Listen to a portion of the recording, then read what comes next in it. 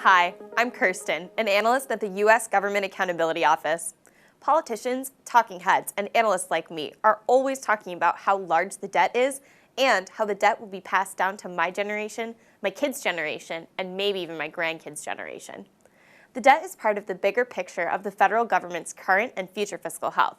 At GAO, we're constantly assessing the government's fiscal condition and evaluating ideas to improve it.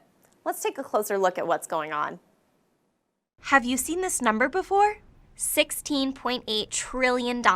It's the amount of money that the federal government has borrowed from corporations, state and local governments, foreign governments, and individuals like you as of the end of fiscal year 2019. This is only a portion of the total debt, which includes money that the government borrows from itself and is around $23 trillion. As you can see, it's a number that just keeps growing.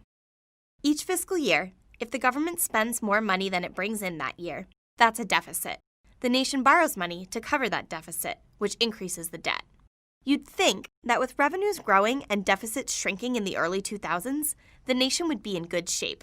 More recently, however, deficits have been increasing and are projected to continue increasing in the future. Some big trends in federal spending have a lot to do with this. So how is the country spending its money? Congress sets federal spending in a couple ways. Programs such as Social Security, Medicare, and Medicaid are considered mandatory spending. For many of these programs, Congress sets payment and benefit formulas in a program law, not in an annual spending law. If there are more people receiving Social Security, for example, the program costs more than it did last year. Programs such as defense, law enforcement, transportation, and national parks are considered discretionary spending. Congress chooses how much money to spend for these programs annually. The other component is the net interest the government pays each year on the trillions of dollars of debt it already has. As the debt continues to grow, interest payments will become a larger and larger part of federal spending. The costs associated with mandatory spending programs will also continue to grow as our population ages and healthcare costs rise. As mandatory spending and interest on the debt grow, they can place pressure on spending in other important areas. We all expect to be protected from military threats, but also from cyber threats, which are multiplying as we speak. Nobody can predict how much cybersecurity will cost, as the threats are always evolving with technology. And while nobody wants to see a natural disaster, we all know that they happen, and that people will be seeking any federal assistance there is to help them recover. These kinds of things are considered fiscal risks to the government. Things that, when they happen, the government is expected to step in and provide funding to help. There are many more fiscal risks than the ones I just mentioned, and they're very hard to plan for. All of these are reasons why the country spends money faster than it comes in.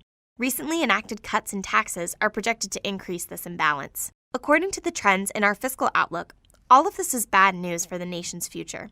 In our simulated policy situation, the debt will pass its historical high in the next 11 years, putting the squeeze on the federal budget.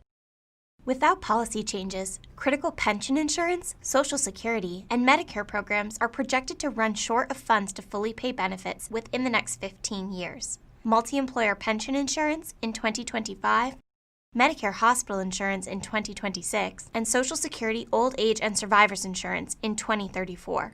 These trust funds would only be sufficient to cover a portion of benefits after that. Growing pressure from these programs and interest on the debt are projected to lead to a $1 trillion annual deficit beginning in 2020. Tackling trillions of dollars of debt and strengthening the nation's financial condition will likely require making changes to mandatory programs, discretionary spending, and revenue. If we wait to make these changes, they will only get bigger and require harder decisions. To make future changes less painful, there are a few things the government could do right away. For example, sometimes it makes payments to people by mistake, and the government doesn't collect all the taxes it's owed right now. There's also not enough strong data and good financial information available across the government. In many cases, to help policymakers make important financial decisions, agencies need to take action to provide additional or better information on how much policies and programs cost.